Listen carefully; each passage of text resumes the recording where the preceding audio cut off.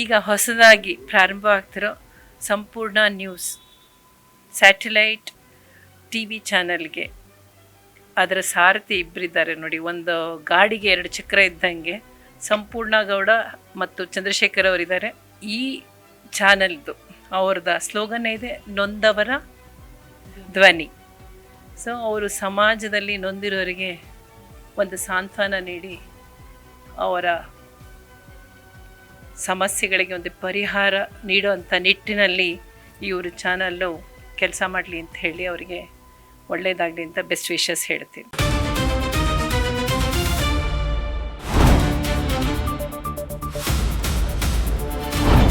ಸಂಪೂರ್ಣ news 24x7 ಇದು ನೊಂದವರ ಧ್ವನಿ.